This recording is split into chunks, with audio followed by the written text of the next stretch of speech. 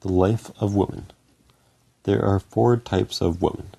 The first type, there are those who become angry for slight causes, who have changeable minds, who are greedy and jealous of others' happiness, and who have no sympathy for the needs of others.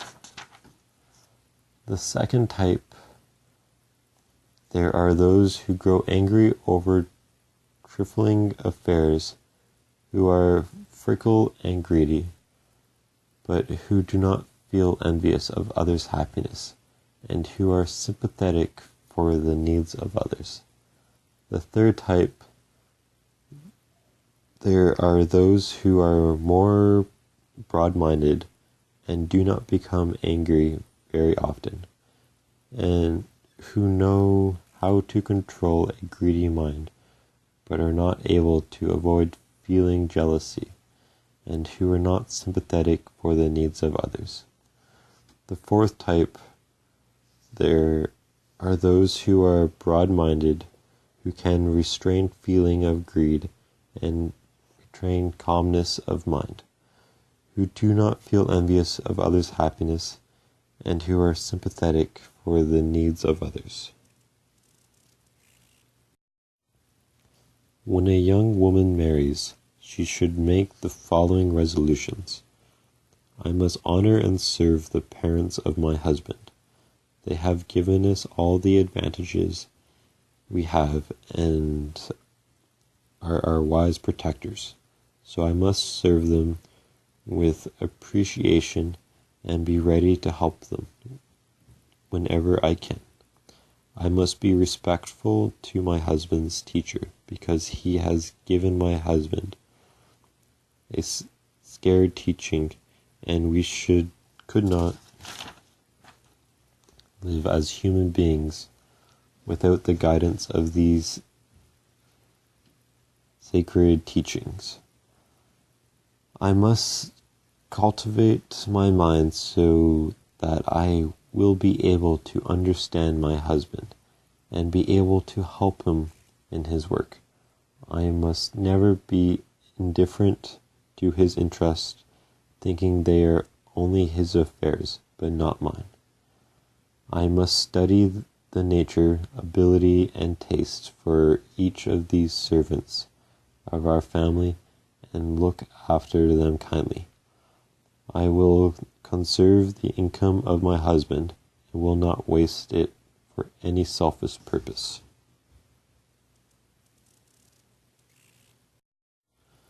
The relation of husband and wife was not designed merely for their conveniences. It has a deeper significance than a mere association of 2 physical bodies in one house. Husband and wife should take advantage of the intimacies of their association to help each other in training their minds in the holy teaching.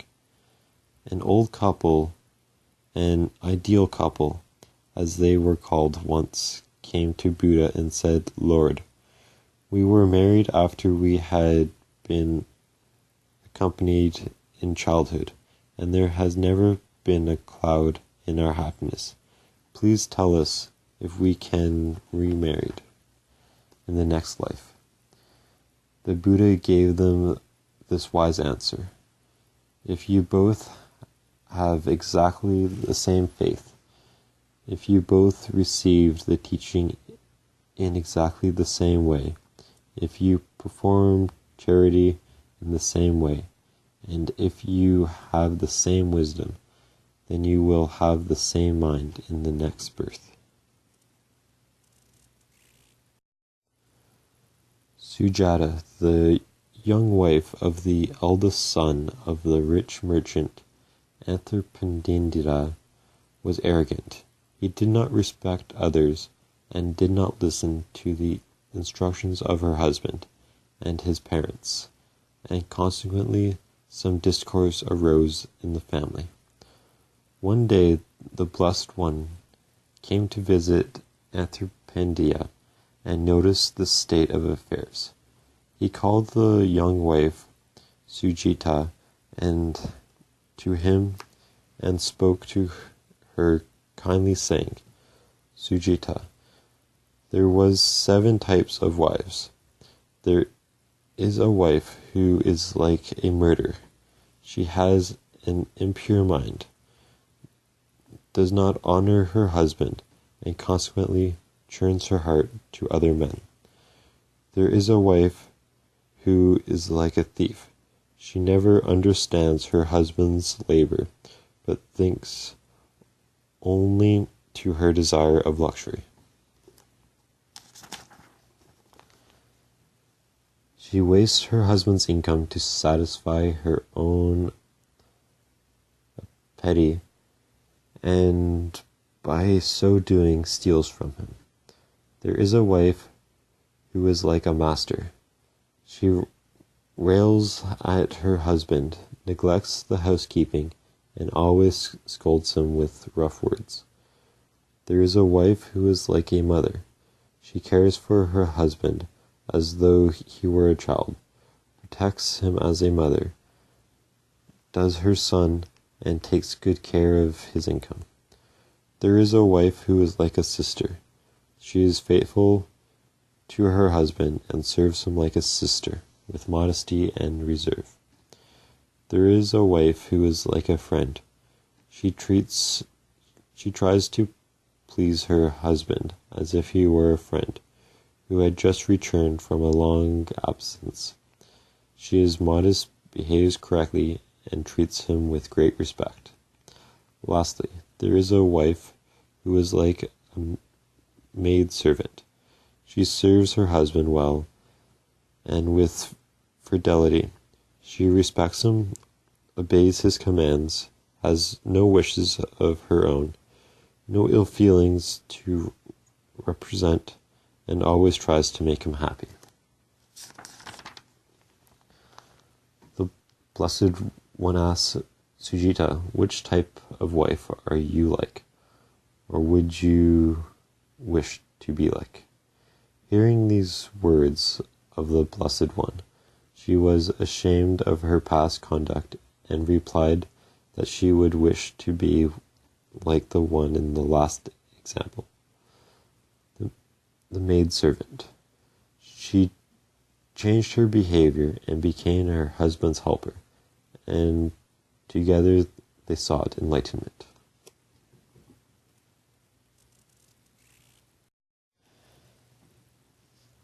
Amrapheli was a wealthy and famous courtesan of Varanasi, and kept many young and beautiful prostitutes with her. She called upon the Blessed One and asked him to give her some good teaching. The Blessed One said, Amrapheli, the mind of a woman is easily disturbed and misled. She yields to her desire and surrenders to jealousy more easily than a man. Therefore, it is more difficult for a woman to follow the noble path. This is especially true for a young and beautiful woman. You must step forth towards the noble path by overcoming lust and temptation. Amrapheli, you must remember that youth and beauty do not last, but are followed by sickness, old age, and suffering. Desire for wealth and love are woman's besetting temptations. But Amrapheli, they are not the internal treasures. Enlightenment is the only treasure that maintains its value. Strength is followed by illness. Youth must yield to old age. Life gives way to death. One may have to go away for a loved one to live with a hated one. One may not obtain what one wishes for very long. This is the law of life. The only thing that protects and brings one to lasting peace is enlightenment. And Amrapheli, you should seek enlightenment at once. She listened to him because his disciple, and as an offering donated the Brotherhood her beautiful garden park.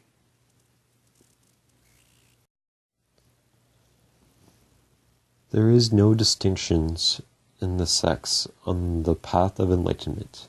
If a woman makes up her mind to seek enlightenment, she will become a heroine of the true path. Menica, the daughter of King Persashente and the queen of King Varomana, had such a heroine. She had great faith in the teachings of the Blessed One, and made in his presence the 10 following vows.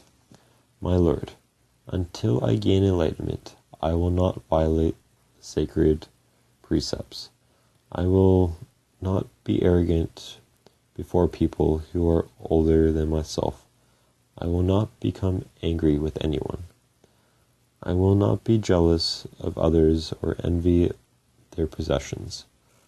I will not be selfish either in mind or property. I will try to make poor people happy with the things I receive and will not hoard them for myself. I will receive all people courteously, give them what they need, and speak kindly to them. Consider their circumstances and not my conveniences, and try to benefit them without particularity. If I see others in solitude, in prison, or suffering from disease or other troubles, I will try to relieve them, and make them happy by explaining the reasons and laws to them. If I see others catching living animals and being cruel to them, or violating any such precept, I will punish them if they are to be punished, or teach them if they are to be taught. And then I will try to undo what they have done and correct their mistake to the best of my ability. I will not forget to hear the right teachings, for I know that when one neglects the right teachings, one quickly falls away from the truth that abides everywhere, and will fail to reach the shore of enlightenment. Then she made the following 3 wishes to save poor people. First, I will try to make everyone peaceful. This wish, I believe, in whatever life I may hereafter receive, will be the root of goodness that will grow into the wisdom of good teaching. Second, after I have received the wisdom of good teaching, I will untrinely teach all people. Third, I will protect the true teaching, even at the sacrifice of my own body, life, or property. The true significance of family life is the opportunity it gives for mutual encouragement to aid on the path of enlightenment. Even an ordinary woman, if she has the same mind to seek enlightenment and make the same vows and wishes, might become as great as disciplined as Buddha as Immaculate was.